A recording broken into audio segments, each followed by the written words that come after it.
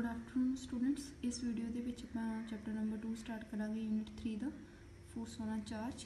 So first topic is charge particle moving in electric field. ठीक है, मान लो तुहाडे कोल एक यूनीफॉर्म इलैक्ट्रिक फील्ड है जिहड़ा आपां दो प्लेट्स के नाल जिहड़ा है वो एस्टैबलिश किया होया। एक पॉजिटिव चार्ज है जिहदा मास कितना है m, वो इलैक्ट्रिक फील्ड विच एंटर करता है। ठीक है, तो जो चार्ज पार्टिकल जो इलैक्ट्रिक फील्ड दे विच एंटर करेगा उत्ते फोर्स लगेगी। ठीक है, और वो अपना पाथ चेंज करेगा। ठीक है, और अगे जाके वो एक स्क्रीन पर जोड़ा है वो स्ट्राइक हो जाएगा। ठीक है, साइड पर एक स्क्रीन रखी हुई है, उत्ते जाके स्ट्राइक करेगा।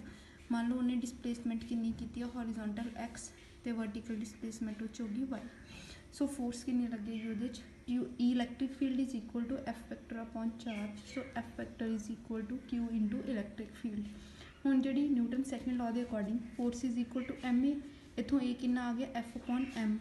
एफ की वैल्यू कितनी है क्यू ई, इतने वैल्यू पुट करो A vector is equal to Q E vector upon M आ गया। ठीक है, मैगनीट्यूड लै लो इसका।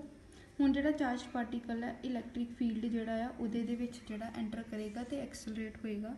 ठीक है, तो वो एक स्ट्रेट लाइन पाथ फॉलो करके जोड़ा है मतलब स्ट्रेट लाइन ट्रैवल करेगा due to inertia of motion तो जाके जोड़ा है पी पॉइंट पर स्ट्राइक करेगा। ठीक है, इलैक्ट्रिक फील्ड के जोड़ा है जदों वो इलैक्ट्रिक फील्ड नूं लीव करेगा रीजन में फिर स्ट्रेट लाइन च मूव करके करेगा। हुण आपां डिस्कस करना कि जो इलैक्ट्रिक फील्ड के अंदर मूव कर रहा तो उसका पाथ जोड़ा सीगा वो किदां दा होएगा।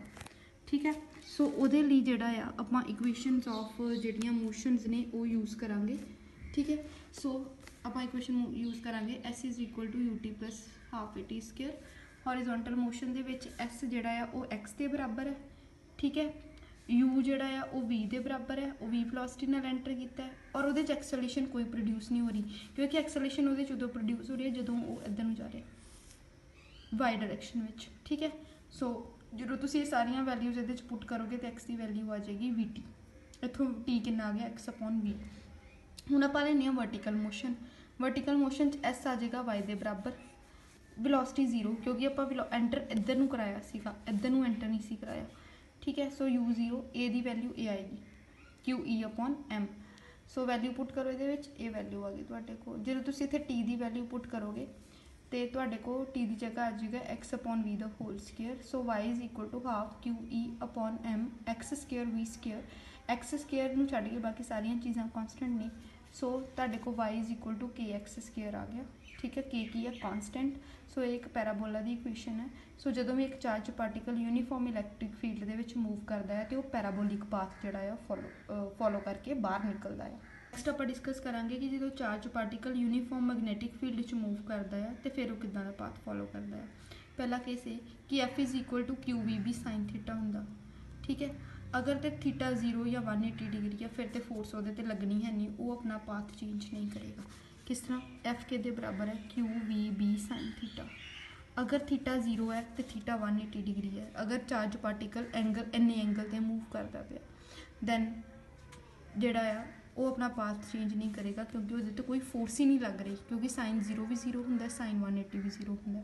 जो वो फोर्स नहीं लगेगी तो वो अपना पाथ चेंज नहीं करेगा।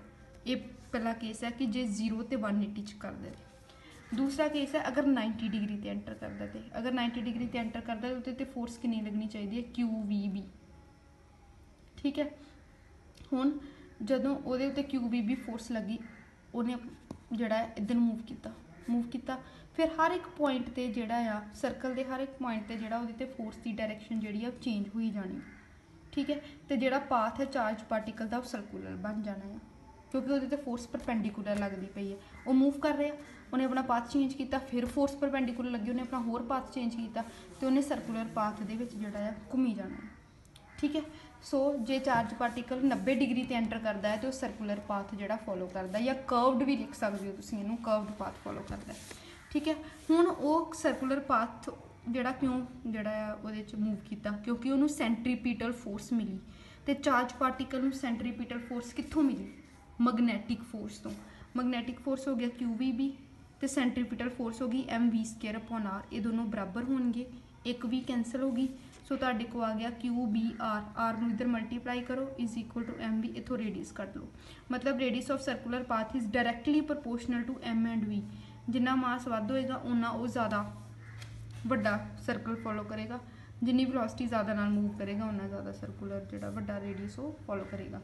हुण टाइम कट्टना है आपां चार्ज पार्टिकल का कि उन्होंने एक चक्कर कट्टण लई एक सर्कल लाउण वास्ते कितना टाइम लगा। तो टाइम होंदा डिस्टेंस अपॉन स्पीड, क्योंकि स्पीड डिस्टेंस अपॉन टाइम है, तो time is equal to distance upon speed.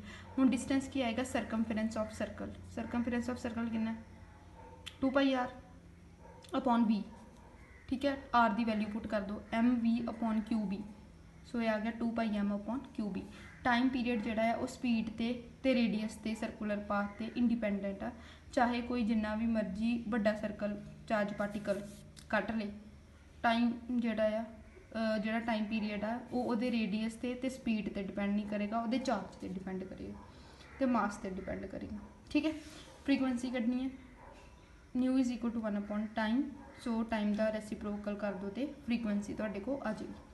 Next कढ़ांगे एंगुलर फ्रीकुएंसी। एंगुलर फ्रीकुएंसी की है omega is equal to 2π nu, पिछों न्यू की वैल्यू पुट कर दो, so omega is equal to QB अपॉन M, ठीक है। एक केस हो गया 90 डिग्री का, ठीक है। 0 तो 180 तो उन्हें पाथ अपना चेंज नहीं करना, 0 डिग्री तो एंटर करेगा या 180 डिग्री तो एंटर करेगा तो पाथ चेंज नहीं करेगा। अगर 90 डिग्री तो एंटर करेगा तो 90 डिग्री तो मतलब 90 डिग्री तो एंटर करेगा तो सर्कुलर पाथ फॉलो करेगा। आप ਉਹਦਾ टाइम पीरियड कट लिया, फ्रीकुएंसी कट ली, एंगुलर फ्रीकुएंसी भी कट, ठीक है।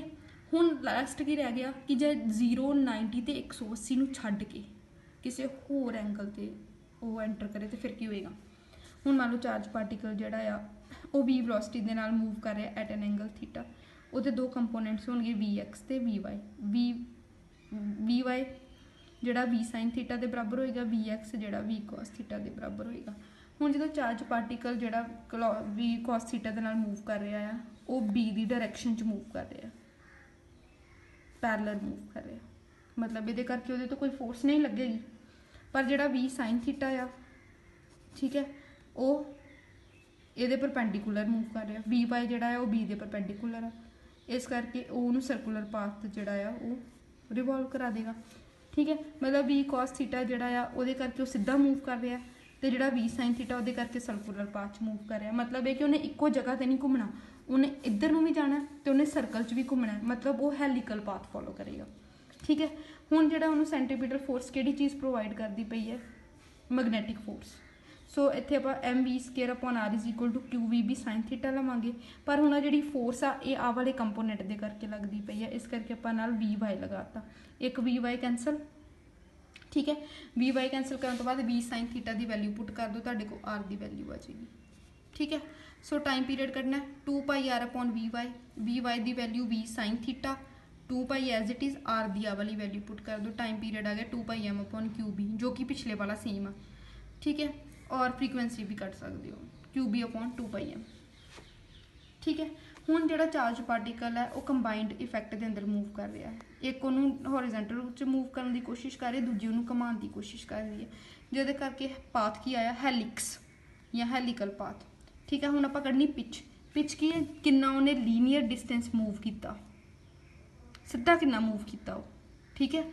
Distance travelled, linear distance travelled by charge particle one, एक रोटेशन ये नहीं कि सारा कितना मूव किया, एक रोटेशन उन्हें कितना सीधा मूव किया, फिर सर्कुलर पाथ कटिया, फिर सीधा मूव किया, फिर सर्कुलर पाथ कटिया, वो की आएगा वेलोसिटी के बराबर होंगी है डिस्टेंस अपॉन टाइम, इतों डिस्टेंस कितना आ गया वेलोसिटी इंटू टाइम।